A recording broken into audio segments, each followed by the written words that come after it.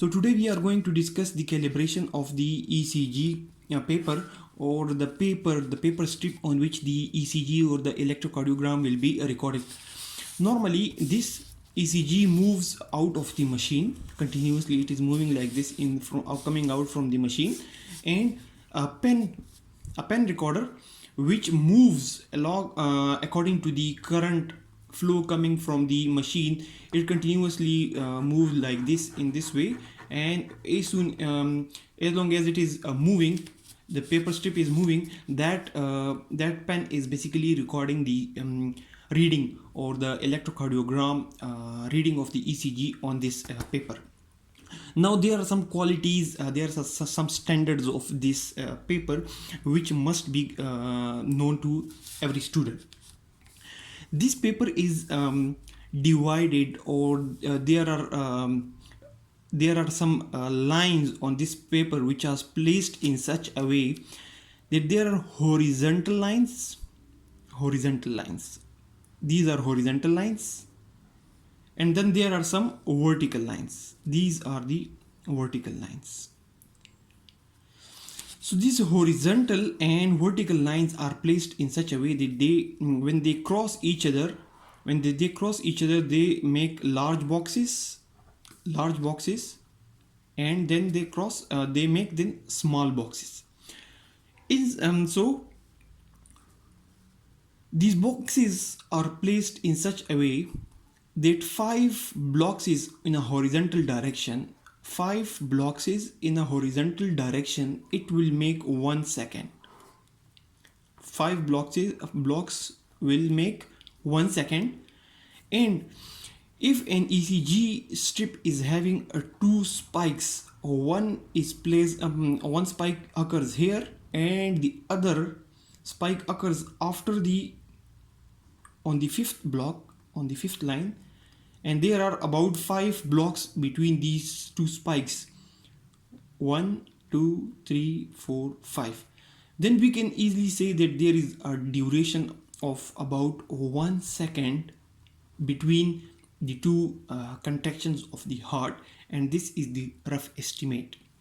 Normally the heart contracts about 72 times,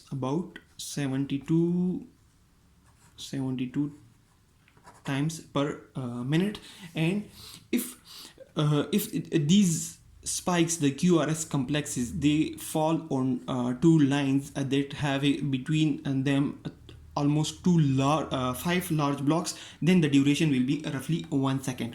So the calibration is such that horizontally, if we move horizontally, 5 large blocks will make 1 second time, and this basically the strip is moving, so it basically shows the rate of the heart contraction, whether the heart is contracting in a faster way, rapid way, or in a slow way. Then if we see the blocks in the vertical direction, so in a vertical direction, 2 blocks will make 1 millivolt. It will basically showing the voltage of the QRS complexes. So if this is an ECG, this is a rough ECG, for example. So this ECG is not only showing the rate, what is the rate of the heart, how fast or how slow is the heart contracting, but it is also showing that what is the voltage of the QRS complexes, whether these complexes are large, or they are small, or they are medium. So the length of these, the height, for example, the height of these complexes is basically showing the voltage. It is being represented by the voltage of the that is calibrated on this paper vertically, and the horizontally it is basically showing the time, the duration. So going horizontally, 5 large blocks will make 1 second time, and going vertically, 2 large blocks will make 1 millivolt. So if a QRS complex is basically having a height of 2 large blocks, we will say it is having a spike of 1 millivolt. So this spike could be a positive or it could be negative.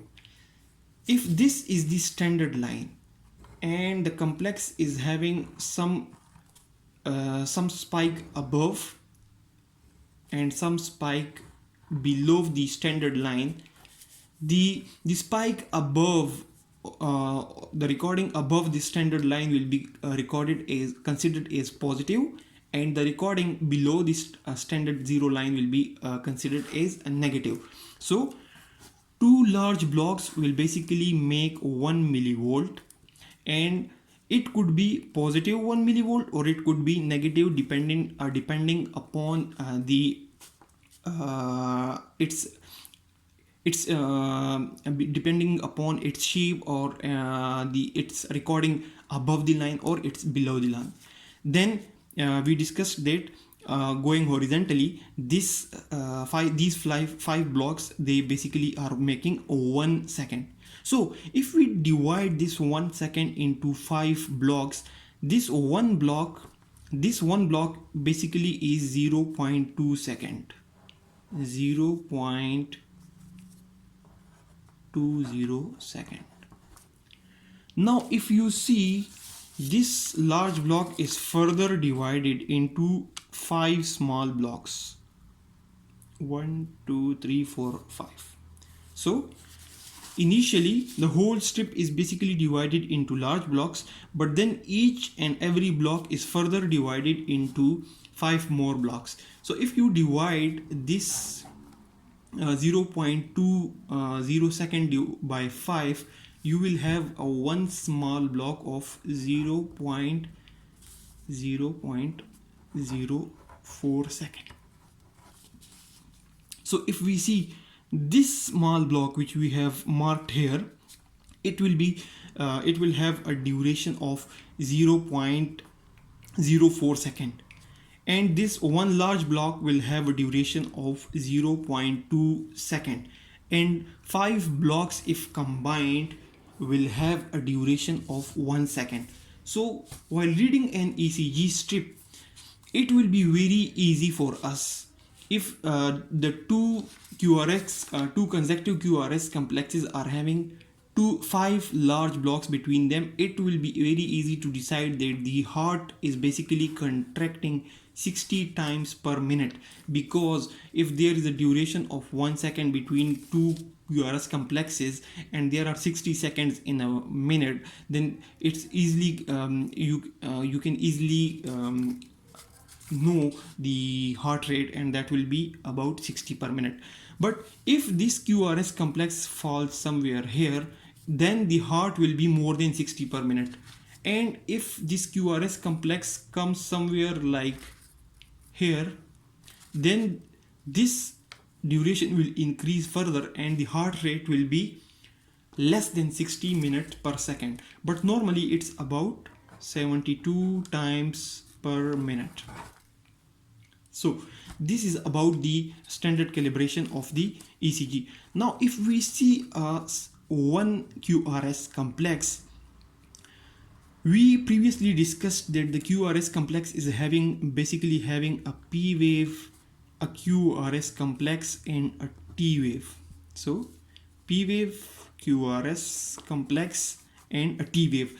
The this P wave, basically the PR interval or the PQ interval, that is the start from the start of the P to the start of the R or the Q. Q is normally not present, so PR interval, it is normally about 0.16 second. 0.16 second, or it's about 4 small blocks. This is just one small block. It is not being focused properly. So here we have just one small block. So when 4 small blocks come together, it will give the PR interval, which is basically the 0.16 second. 0.04, 0.04, 0.004 0.04 is equal to 0.16 second. Now there is another very important interval or time, that is the QT interval. And the QT interval is basically the interval from the start of the Q wave to the start of the T wave, and this is basically 0.35 second. This is basically 0.35 second QT interval. These are very important times to consider. If the QT interval is prolonged, then some arrhythmias can occur, or even if it is shortened, then this will be abnormal, and arrhythmias do occur in heart.